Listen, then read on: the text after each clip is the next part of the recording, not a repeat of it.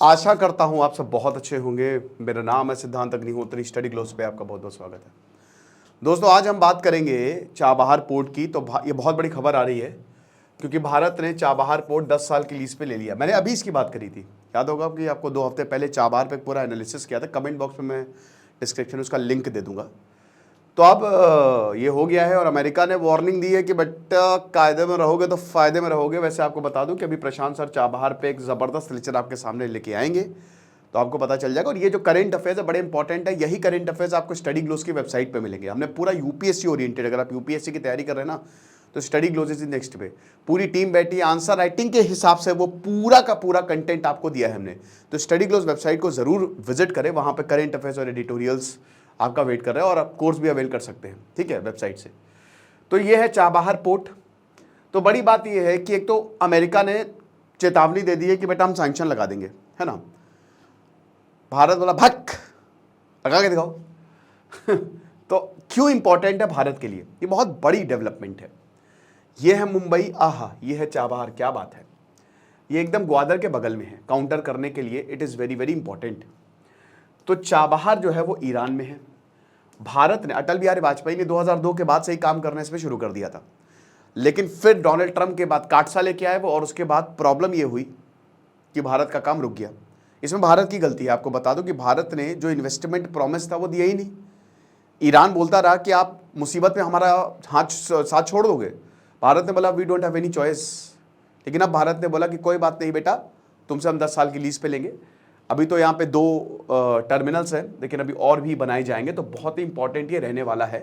ये एग्रीमेंट भारत के लिए सबसे बड़ा साबित होगा और ये पूरी दुनिया को एक संदेश है कि हमारे हिसाब से हमको जो फायदे में लगेगा हम करेंगे। तो बहुत अच्छा है ये, ठीक है। अब हम पीपीटी वाइज चलेंगे, लाइन बाय लाइन वाइज, क्योंकि आपकी बड़ी कंप्लेन रहती है कि सब बहुत कंफ्यूज कर देते हो, कभी कभी आप टॉपिक से इधर उधर भटक जाते हो। तो भारत और ईरान ने 10 साल का कॉन्ट्रैक्ट जो है वो साइन कर लिया है। अब यहां पे टर्मिनल, जैसे आप टर्मिनल क्या होते हैं, जैसे प्लेटफॉर्म में जब मतलब एक स्टेशन में, रेलवे स्टेशन में प्लेटफॉर्म्स होते हैं ना, 1 2 3 4। एयरपोर्ट पे भी टर्मिनल होते हैं, ऐसे पोर्ट्स पे भी टर्मिनल होते हैं, ठीक है ना। तो टोटल यहां पे काफी टर्मिनल्स बन सकते हैं, है ना। और उसका जो ऑलरेडी प्रोजेक्ट है वो चल रहा है। तो अब चाबहार एक बहुत बड़ा वाटर पोर्ट है। कहां पे? शिस्तान बलूचिस्तान। ये वही एरिया है जहां से पाकिस्तान को मारा था ईरान ने। फरवरी में पाकिस्तान के ऊपर जो हमला हुआ था ना, वो यहीं से हुआ था। क्यों? क्योंकि ये बलूचिस्तान पाकिस्तान और ये शिस्तान बलूचिस्तान, ये पूरा एक ही है, एथनिसिटी एक है, सब एक है। जैसे अगर आप देखोगे तो पाकिस्तान का जो पंजाब है और भारत का पंजाब वो एक ही तो था, बाद में अलग हुआ। भारत का बंगाल ईस्ट, मतलब आज का बांग्लादेश एक ही था, अलग हुआ।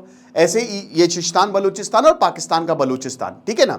तो दिक्कतें रहती है। ईरान कहता है कि इधर से जो आतंकवादी है वो यहाँ पे आते हैं, हमला करते हैं, ऐसे तो हम बर्दाश्त करेंगे नहीं। तो ये सारी चीज़ें जो हैं, जिंदा अल्लाह जिनको बोला जाता है, हम नहीं बर्दाश्त करेंगे। तो वहाँ पे ये लोकेटेड है और ये ईरानियन पोर्ट है। अब सबसे बड़ी बात है कि यही एक ऐसा पोर्ट है जो भारत से सबसे क्लोज है। पाकिस्तान का भी एक्सेस देगा नहीं। जैसे अफगानिस्तान को भी हमको गेहूं पहुंचाने थे तो पाकिस्तान ने एक्सेस नहीं दिया, ऐसा है वो। तो हमको घूम के जाना पड़ा, लंबा रूट लेना पड़ा। और आपको बता दो कि ये ओपन सी में है। तो सबसे बड़ी बात यह है कि आसानी से आप इसको एक्सेस कर सकते हो। अब देखिए, यहां पे ईरान और अफगानिस्तान दोनों ही रिलेटेड हैं, दोनों ही एक दूसरे से, मतलब दोनों ही देश जो हैं वो भारत के साथ हैं। क्यों? क्योंकि रेलवे लाइन भी यहां से जाएगी। रेलवे लाइन पूरी अफगानिस्तान तक जाएगी। अब एक बार अफगानिस्तान आप पहुंच गए, पेनिट्रेट करके, तो आप सेंट्रल एशिया फिर यूरोप तक पहुंच जाओगे। भारत का मेन यही है। जैसे अभी आप सीपेक देखो तो पीओके से जाता है वो। अब पीओके से जा रहा है। कश्मीर, जो भारत के पास कश्मीर है ना, उसकी सेंट्रल एशिया से बाउंड्री टच नहीं करती है, अफगानिस्तान से बाउंड्री टच नहीं करती है, लेकिन पीओके की तो करती है ना। पाकिस्तान ऑक्युपाइड कश्मीर चाइना से बाउंड्री टच करती है उसकी। तो अब यहां से सेंट्रल एशिया आसानी से वो निकल सकता है। अब भारत का जो बिजनेस है $2 बिलियन का है सेंट्रल एशियन कंट्री से, लेकिन चाइना का $100 बिलियन का है। फर्क आप देखिए। तो एक तरीके से हमको कुछ भी करके वहां पे पेनिट्रेट करना है और फिर यूरोप तक जाना है। That is very very important.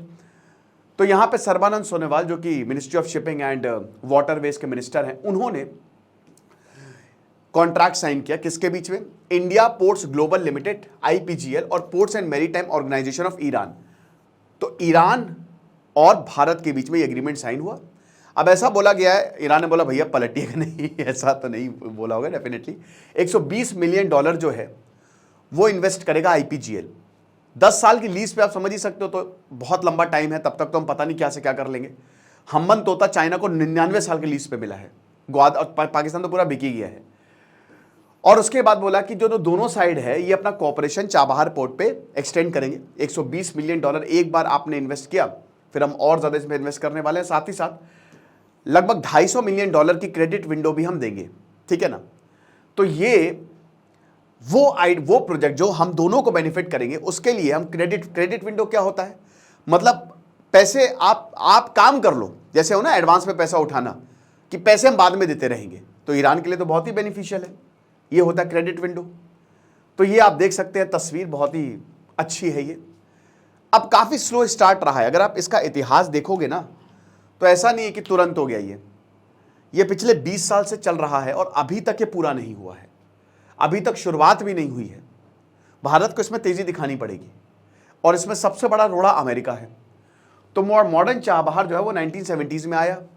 अब 1979 में ही ईरान में रेवोल्यूशन आ गया।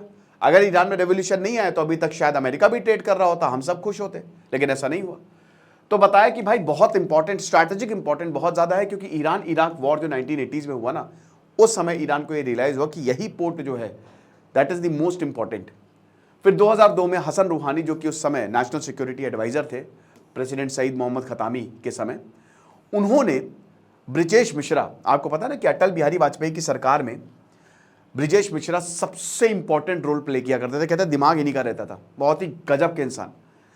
तो ब्रिजेश मिश्रा के साथ इन्होंने, क्योंकि ये भी एनएसए थे, national security adviser Brajesh Mishra, इनके साथ इन्होंने बातचीत जो है वो शुरू की और बोला कि पोर्ट को डेवलप करते हैं। 72 किलोमीटर है, ये ज्यादा दूर नहीं है, ग्वादर से बस बिल्कुल बगल में, आपने देखा ही मैप में। जनवरी 2003 में खतामी और प्रधानमंत्री अटल बिहारी वाजपेयी ने दोनों साथ में मिले और तब उन्होंने ये एक एम्बिशियस रोड मैप बोला कि हम ऐसा बना देंगे ना ग्वादर को, चाबहार को, कि आपको मजा आ जाएगी। तो इसमें सबसे बड़ी बात क्या थी, द मोस्ट इंपॉर्टेंट, कि एक तो चाबहार को पूरा डेवलप करेंगे, यहां पे टर्मिनल बनाएंगे, बिजनेस होगा, बिजनेस करेंगे। साथ ही साथ यहां पे हम south Asia with Persian gulf, Afghanistan, central Asia और यूरोप को जोड़ लेंगे। कैसे? रोड बना के। एक रेलवे लाइन अफगानिस्तान तक जाएगी, शहरों से गुजरेगी। लेकिन भारत की किस्मत कुछ ऐसी रही है ना दोस्तों, क्या बताएं। अमेरिका भारत की किस्मत में हमेशा एक वो राहु बन के बैठा हुआ है, राहु बन के बैठा है कुंडली में अमेरिका भारत की। ईरान से दोस्ती करने चले तो अमेरिका आ गया, अफगानिस्तान को ईरान जो है वो छोड़ के चला गया, ठीक है। तो ये अमेरिका जो है वो अफगानिस्तान से चला गया, तो ये प्रॉब्लम जो है वो यहां पे हमको देखने को मिली। अब यहां पे हुआ क्या कि जब अमेरिका गया तो भारत ने अफगानिस्तान में भयानक प्रोजेक्ट्स जो है वो शुरू किए थे। थोड़ा साइड हटो, ठीक है। तो बहुत सारे प्रोजेक्ट्स जो है वो शुरू किए थे। अब बहुत सारे प्रोजेक्ट शुरू किए, अरबों रुपए इन्वेस्ट किए, लेकिन अफगानिस्तान में कुछ नहीं हुआ, क्योंकि तालिबान आ गया, अमेरिका छोड़ के चला गया, चाइना पाकिस्तान के वहां पे कंट्रोल हो गया। हालांकि अभी भी अफगानिस्तान चाह रहा है कि एक बार भारत आ जाए, तालिबान चाह रहा है कि भारत ही आए, वही हमारी मदद कर सकता है। अल्टीमेटली आपको पता तो चल ही जाता है। तो यहां पे न्यू दिल्ली डिक्लेरेशन होता है उसके बाद, जो दोनों लीडर्स ने साइन किया और बोला कि बहुत ही इंपॉर्टेंट है ये इकोनॉमिक रिलेशनशिप के लिए, हमारी आर्थिक जो संबंध हैं इससे हमारे मजबूत होंगे। भारत के लिए तो चाबहार एक वरदान से कम नहीं था, क्योंकि भारत तो जैसा कि मैंने बताया सेंट्रल एशिया और यूरोप तक तो पेनिट्रेट करना ही चाह रहा था, वो ट्रेड रूट वो खोजना चाह रहा था जो बहुत साल पहले हुआ करता था। अब उसके बाद लैंड एक्सेस जो है वो पाकिस्तान ने ब्लॉक किया हुआ था। जैसे ऑटोमन्स ने यूरोप का लैंड एक्सेस भारत की तरफ ब्लॉक कर दिया था, तो अभी समुद्री रास्ता खोजा गया, वैसे ही ठीक आज पाकिस्तान ने लैंड एक्सेस ब्लॉक किया हुआ है और आप कुछ कर नहीं सकते। वो देश है, वो उसकी मर्जी है। अगर अच्छे रिश्ते होंगे तो ठीक है, नहीं होंगे तो भाई तुम अपने रास्ते, हम अपने रास्ते। लेकिन जो टाइमलाइन है वो जैसा कि हमने बताया कि अमेरिका के साथ जब हमारे रिलेशन अच्छे हुए 2003 में, जो 2001 में जॉर्ज डब्ल्यू बुश आए, और उसके बाद बिल क्लिंटन ने तो साफ साफ भारत को बोल दिया था कि बेटा, तो सैंक्शंस लगा दिए थे इंडिया पे। लेकिन हिस्टोरिक न्यूक्लियर डील हमने जॉर्ज डब्ल्यू बुश के साथ साइन किया और पिछले 20 सालों में भारत और अमेरिका के रिश्ते बहुत अच्छे हुए हैं। अब आपको पता है कि ईरान जो है वो axis of the evil, North Korea, Iran, Iraq, ये एक्सेस ऑफ इविल है। ये शैतान, ये कैसा है कि शैतान यहां पे बैठते हैं। तो अमेरिका ने तो ईरान को अपना दुश्मन मान लिया। अब दुश्मन का दुश्मन, दुश्मन का दोस्त जो है वो हमारा क्या लगेगा, सबसे बड़ी बात तो ये है। तो अमेरिका ने बोला कि भाई देखो ये दोस्ती हम नहीं तोड़ेंगे, लेकिन इसके लिए तुमको ईरान से अपनी दोस्ती जो है वो तोड़नी पड़ेगी। ईरान के साथ बहुत खराब रिश्ते हुए इस समय। ईरान और इराक को इन्वेड किया, बोला कि बहुत भयानक बॉम्ब है, स्ट्रैटेजिक वेपन्स हैं, कुछ नहीं मिला इराक में, बस ये फालतू बातें थी। अमेरिका घुस गया, सद्दाम हुसैन को फांसी पे लटका दिया 2006 में, और उसके बाद आईसिस खड़ा हो गया। पूरा इराक अभी तक अनस्टेबल है, और इसी का ही सहारा लेके ईरान में भी घुस गया। ईरान में घुसेगा क्या, सैंक्शंस लगा दिए, ठीक है ना। और चाबहार पोर्ट को बोला कि अरे ठीक है यार, कैजुअली नहीं लगा कि take it for granted, America को क्या लेना देना, बोला चुप बैठो यार, ठीक है होगा, बाद में करेंगे, पहले सबसे जरूरी कि ईरान पे सैंक्शन लगाएं। तो भारत ने बोला मालिक ऐसे कैसे करें, मालिक वाली कुछ नहीं, चलो। तो भारत ने बोला रुको बेटा, अभी तुमको बताते हैं। तो ये टाइमलाइन आप देख सकते हैं कि 2002 में ओएनजीसी विदेश, आईओसी और ऑयल इंडिया ने कॉन्ट्रैक्ट साइन किया, ठीक है, ताकि हम फरजाद बी ब्लॉक, जहां पे बहुत अच्छा खासा तेल के रिजर्व्स है, जो कि भारत को सबसे ज्यादा मिलेगा, वो होगा। 25 जनवरी 2003 को ये साइन किया गया, एक डील साइन की गई कि चाबहार को प्रॉपर तरीके से हम डेवलप करेंगे, और एक रेल, क्योंकि तेल मिलेगा जहां पे तेल कोयला है तो वहां पे रेलवे स्टेशन होते ही हैं, तो फारानी बाम रेलवे लिंक जो है वो बनाया जाएगा। 2009 में फरजाद बी ने कॉन्ट्रैक्ट एक्सपायर की, भैया आपने तो कुछ किया ही नहीं है, 2009 तक एक्सपायर हो गया, ठीक है ना। 2015 में नितिन गडकरी, अब देखिए कितना लंबा, ये काफी समय तक रहा है, होता ना एक प्रोजेक्ट साइन करके आप भूल जाते हो।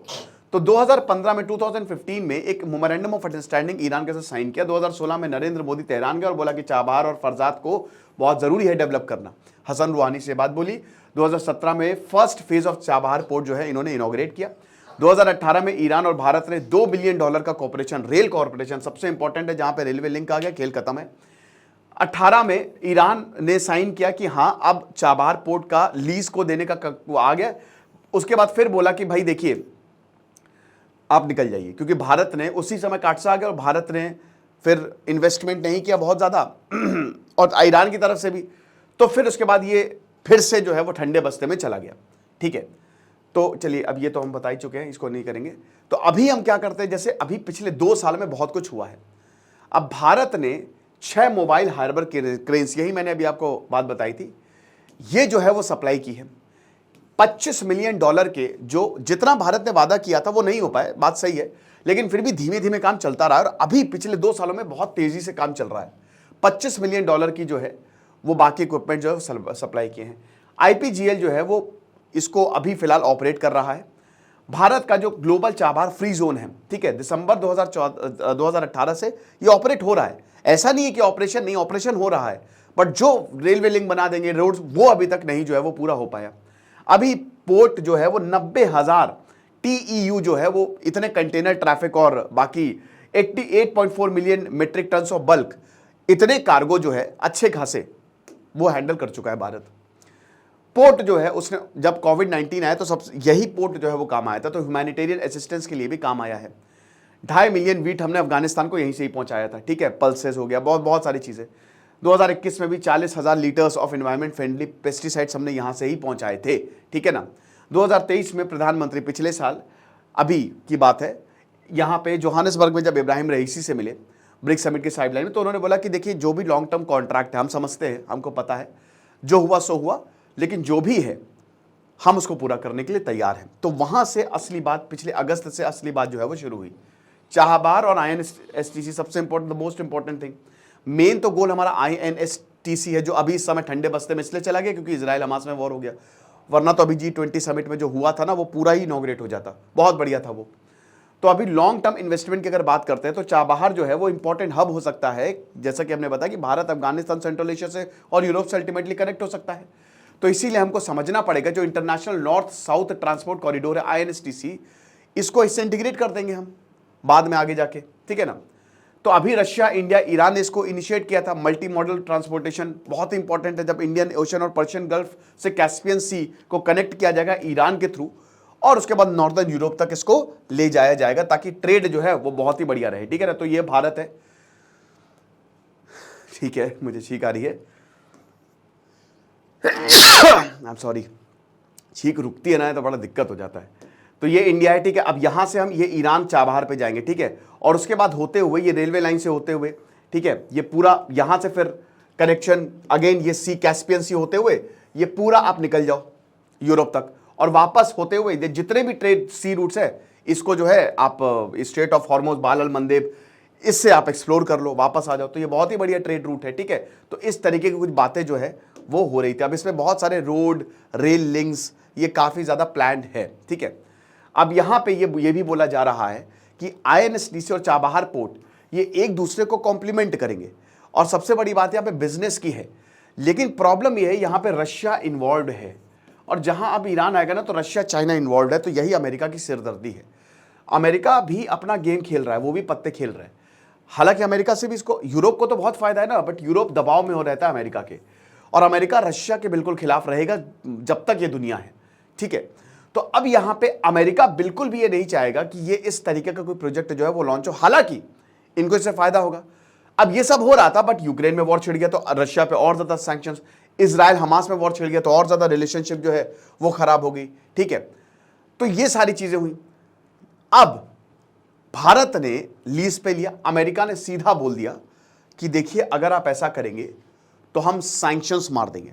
आज ही ये स्टेटमेंट आया है, डेप्यूटी स्पोक्सपर्सन बताइए वेदांत पटेल जो कि इंडियन है, इन्होंने बोला है कि हम पता है हमको ईरान और भारत के बीच में क्या चल रहा है, इन्होंने डील साइन कर ली है, हम गवर्नमेंट भारत से सरकार से बात करेंगे, फॉरेन पॉलिसी क्या है, ठीक है ना, बायलैटरलशिप क्या है, सारी चीजें हम बोलेंगे।